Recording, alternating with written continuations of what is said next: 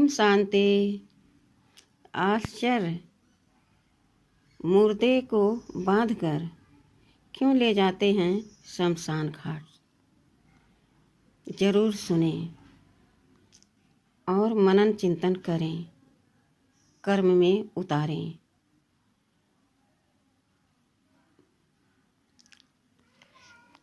जब तक इंसान जीवित रहता है,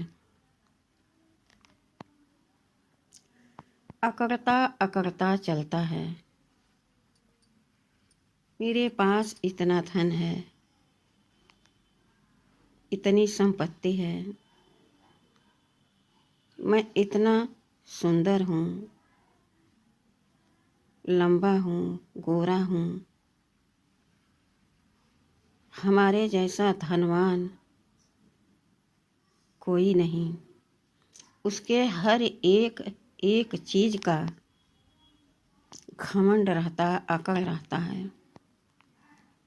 सामने से गुजरते हुए व्यक्ति को वह अपने समान नहीं समझता। इतना उसके अंदर धन का अभिमान रहता है। तो आज देखिए, जिसके पास अथाह धन, वैभव, सुख, आराम वह आज नहीं है। उनकी वाडी को भी कार, मोटर या और कोई साधन में, एरोप्लेन में शमशान घाट नहीं ले जाया गया।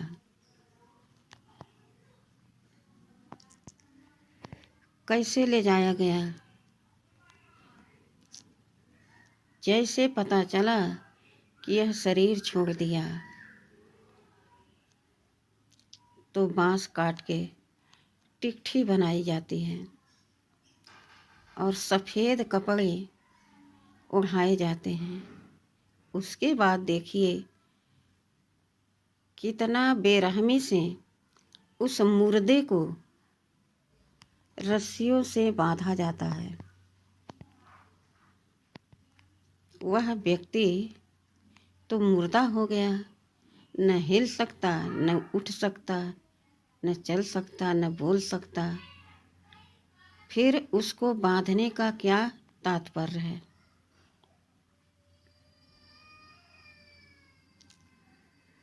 उसके ऊपर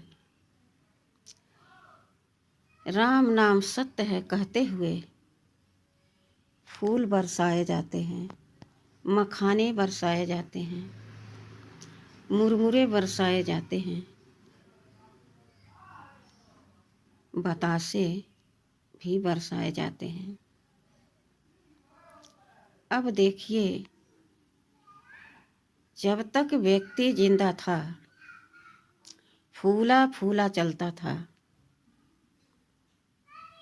कैसे चलता था? अकड़ के।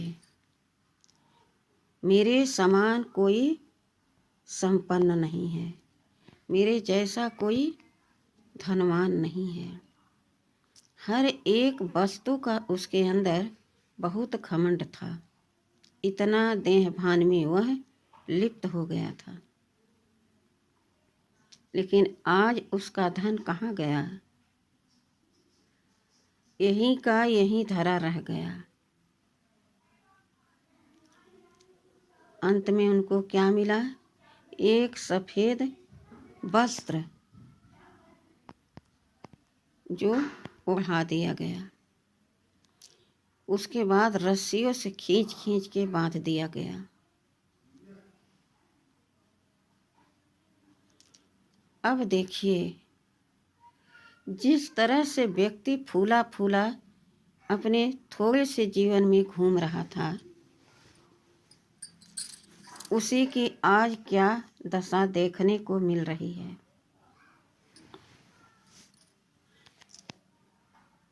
तो बतासा भी फूला रहता है, मुरमुरा भी फूला रहता है, फूल भी फूला रहता है, मखाने भी फूले रहते हैं, लेकिन जब उन पर पैर पड़ता है वह पिचक के चकनाचूर हो जाते हैं।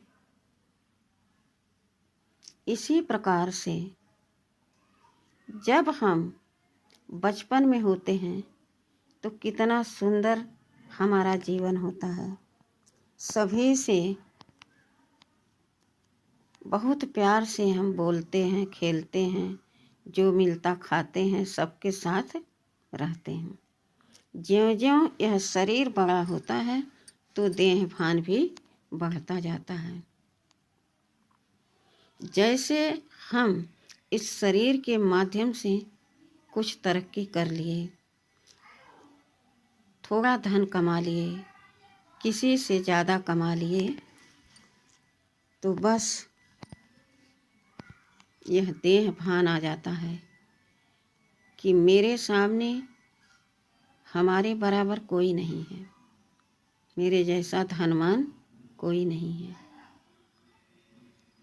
लेकिन आज देखो साथ में क्या जा रहा है। एक माचिस की तीली भी हम नहीं ले जा सकते। हम कौन? हम आत्मा। हमारे साथ हमारे कर्मों का बैलेंस जाता है, चाहे अच्छे कर्मों का हो चाहे बुरे कर्मों का हो। इस जन्म में अगर अच्छे कर्म कर रहे हैं तो यह निश्चित है कि अगले जन्म में हमें सुख मिलेगा, सुखदायी परिवार मिलेगा और हमारे स्वभाव संस्कार भी अच्छे होंगे, सुखदायी होंगे, किसी को दुख नहीं देंगे। अगर इसी जन्म में हमारे कर्म विकर्म हो रहे हैं तो वह भी फल हमको ही मिलेगा अगले जन्म में। हम अपने कर्मों का हिसाब किताब चुकतू करेंगे, उस जगह पर जाएंगे जहाँ पर हमें दुख देने वाले लोग होंगे और हमारा कर्म भी दुखदायी होगा।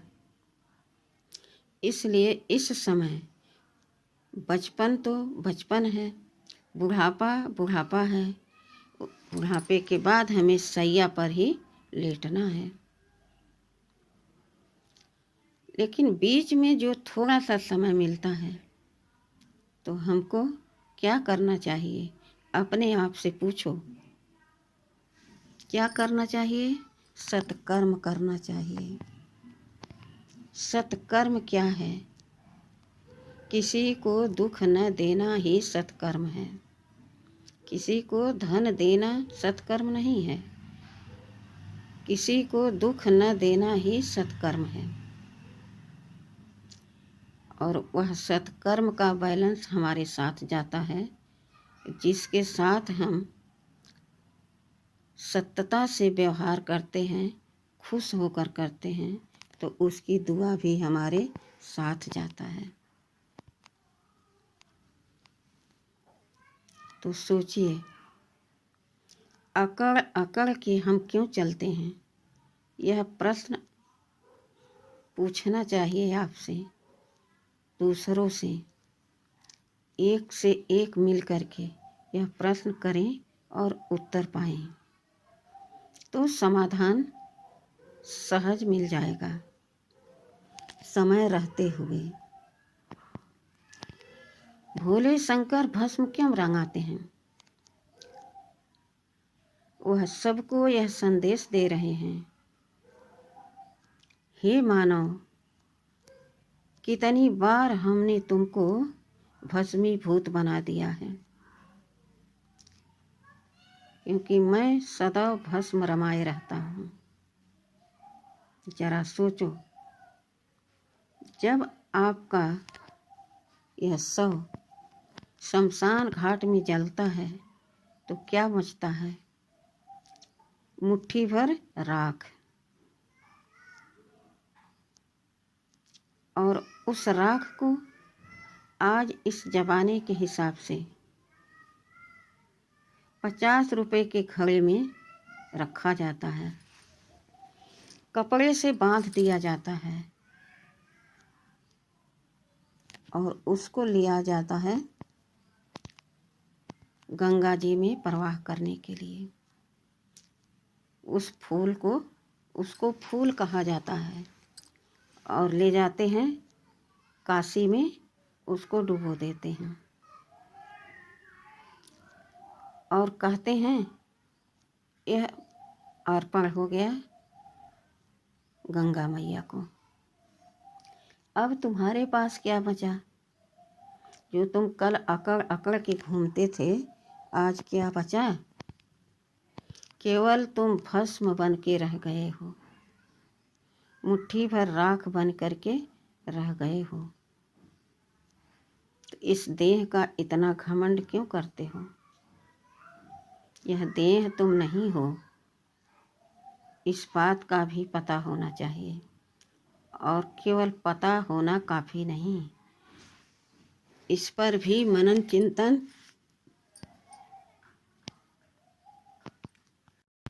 इस पर भी मनन चिंतन करना चाहिए। वैराग्य अपने अंदर लाना चाहिए कि यहाँ हम अगले जन्मों के पुण्य की कमाई लेकर के आए थे। उस पुण्य के आधार पर यहाँ हमें जो मिला बहुत अच्छा मिला। अब ऐसा कर्म करें कि अगले जन्म में हमें सुख सुविधा और सद्बुद्धि सद्विवेक हमारे साथ जाए, जो हम वहाँ सत्कर्म कर सकें।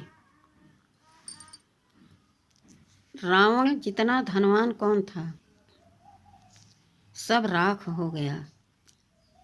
सोने की लंका थी, लेकिन जल करके राख हो गया। इसी प्रकार से रावण कौन? जो इस देह का अभिमान करता है, मेरे जैसा कोई बलशाली नहीं, धनवान नहीं, तो वह भी एक दिन क्या हो जाता है? मुट्ठी भर राख हो जाता है। आत्मा तो अजर अमर अविनाशी है। जैसा कर्म करती उसके साथ वैसा फल जाता है। उस अनुसार वह दूसरे जगह पर जन्म लेती है। आज हजारों लोग एक दिन में पैदा हो रहे हैं और हजारों लोग शरीर को छोड़ करके जा रहे हैं। सबने यही चक्कर लगाते लगाते 5000 की अवधि बिता दी। अब फिर से भगवान आए हैं और कह रहे हैं कि यह देह को, देह के भान को छोड़ो, चेतो और देखो कि हम क्या पूंजी जमा कर रहे हैं।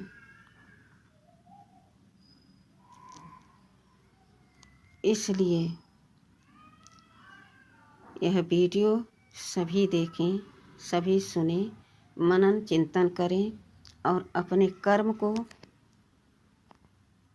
सत्कर्म में कन्वर्ट कर दें।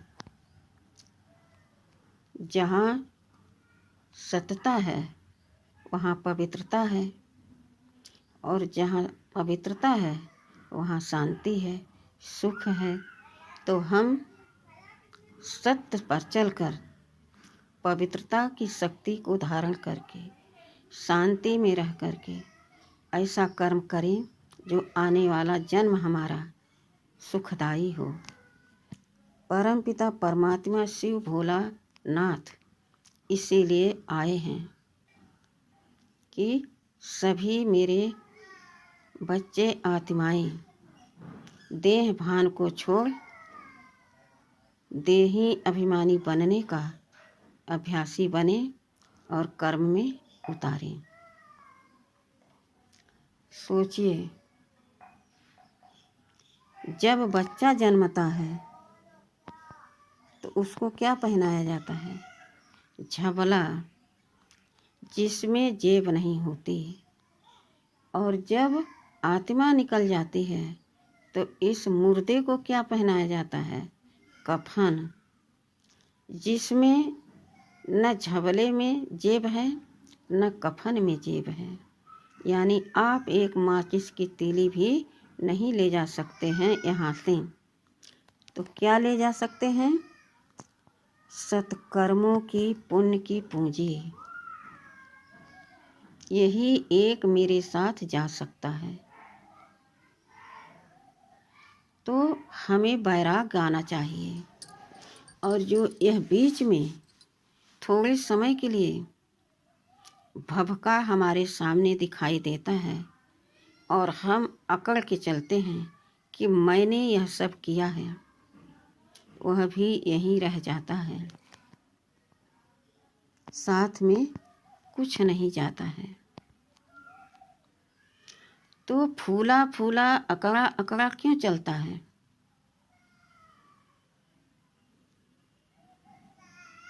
तो भगवान भोलेनाथ का यह श्रीमत है कि बच्चे देही अभिमानी बनो, देह अहंकार को छोड़ो। शंकर जी यही बार बार सबको संदेश दे रहे हैं। कितनी बार तुम्हें हमने भस्मीभूत बनाया है, अपने ऊपर भस्म लगा करके ऊंचे पर्वत पर बैठ करके तपस्या में दिखा रहे हैं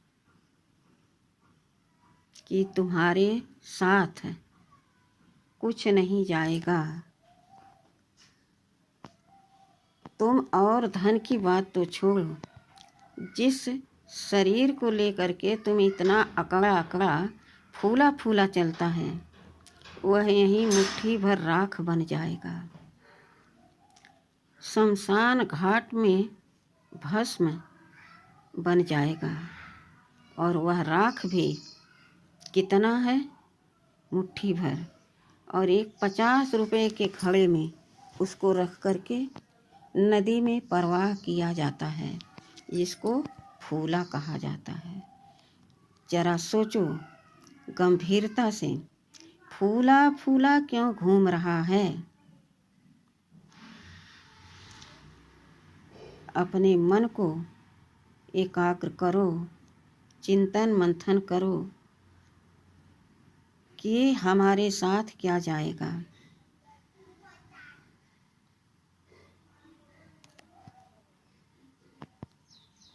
जो हमारे साथ जाएगा हम उसी को इकट्ठा करें तो अति उत्तम होगा। यहाँ सबसे हम प्रेम से रह पाएंगे और स्वेच्छा से शरीर को त्याग पाएंगे। आने वाली दुनिया में जब हम जाएंगे तो हमारे साधन हमारे साथ होंगे, किसी प्रकार का कोई कमी नहीं होगा। तो बाबा क्या कह रहे हैं कि इस समय देह भान को छोड़ देही अभिमानी बनो, मुझे याद करो और सत्कर्म करो।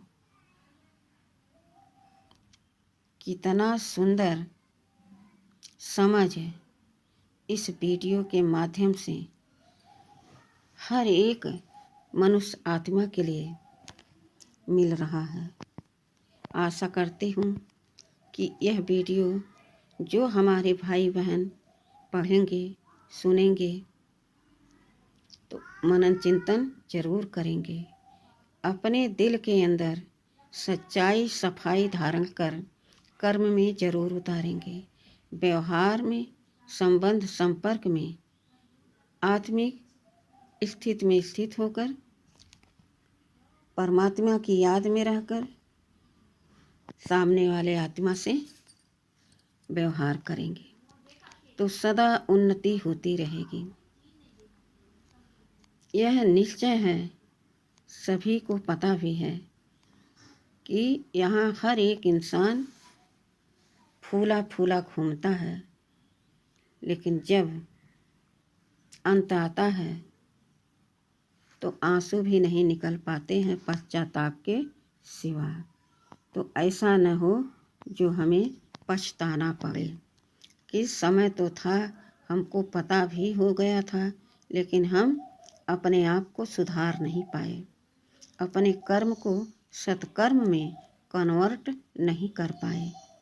तो पछताने से क्या होगा? समय रहते अपने आप को इतना सुंदर और इतना शक्तिशाली एनर्जी दो परमपिता परमात्मा से लेकर। और सदा हम तो कहते हैं कि सत्कर्म और परमात्मा साथ रहें, तो हमारे दोनों हाथ में लड्डू है। एक तो बाबा का भी हमें मदद मिलेगा और अपना मन, बुद्धि भी, विवेक भी हमें मदद करता रहेगा। इन कर्मेंद्रियों से हम अच्छा सुंदर सत्य कर्म कर पाएंगे। यही हमारा सभी भाई बहनों के लिए शुभ संदेश भी है और यह वीडियो भी है। सभी खुश रहें और सभी को खुशी बांटते रहें। खुशी जैसी कोई खुराक नहीं, वह तब होगा जब हम सत्य मार्ग पर चलेंगे, सत्कर्म करेंगे, हर एक को आत्मा देखेंगे, तो आत्मिक स्थिति में सदा हम स्थित अपने आप को महसूस करेंगे। बहुत प्रेम से बाबा को याद करें और अपने सत्कर्म में सच्चाई सफाई रखें। अच्छा, ओम शांति।